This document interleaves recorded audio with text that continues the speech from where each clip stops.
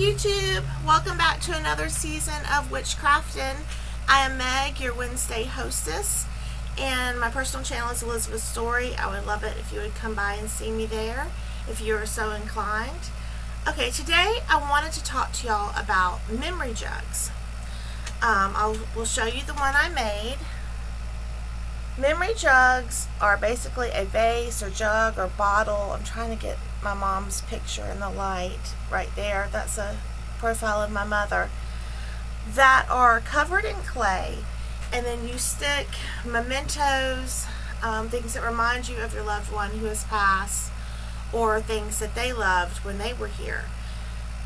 I use just air dry clay that you can get at Michael's. And I think it was $10, but if you use a coupon you can get that cheaper.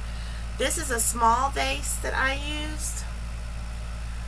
So one packet did me fine. If you're going to do something larger, you'll probably need 2 or 3. But how I came across this idea, this is not my own idea by any means. I was perusing Pinterest one night and I came across an article about memory jugs, and they actually originated in Africa in the, I think it's Bakongo region. And I'm no expert, don't quote me here, I've read a few articles.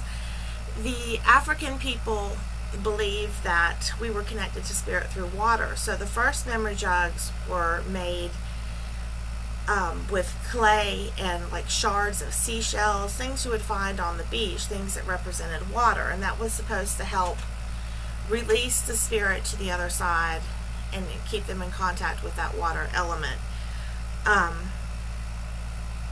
I also read on some websites that it was used to hold graveyard dirt.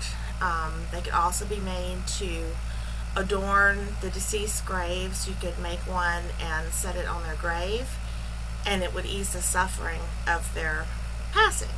So there's lots of different theories behind it, and in the Victorian era it was supposed to be a huge thing,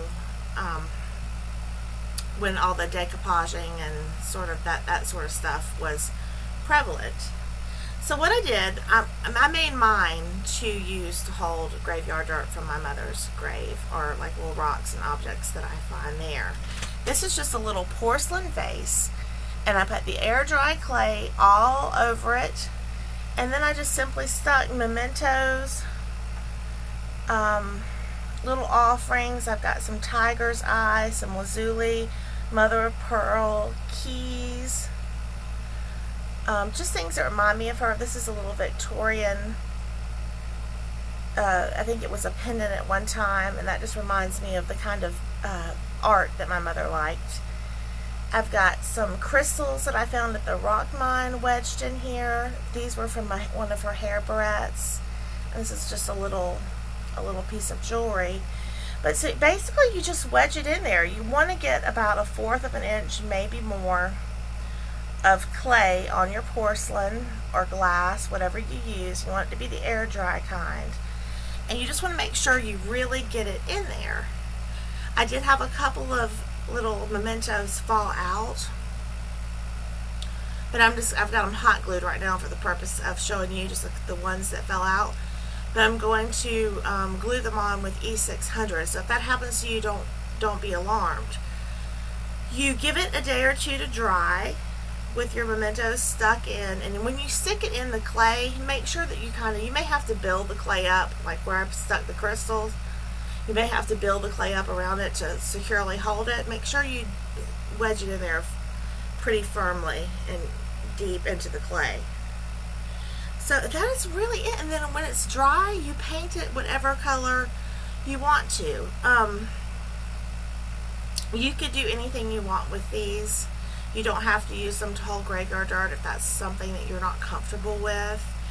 You could just write letters to your deceased loved ones and stick them inside the vase, or it could simply be for your ancestral altar. I thought it was great that it really fit in perfectly, since we're easing into the fall Samhain time of year. I thought it would be excellent for ancestor altars. So that is my little share with y'all today. If you make one, I would love to see it. Please do a VR, or my name on Facebook is Meg Hudson. Send me a friend request. Show me a picture if you decide to make it. I'll give y'all one more look.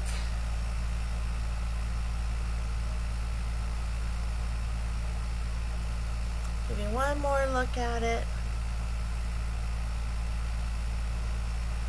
Okay, I will see y'all next Wednesday. Much love and many blessings.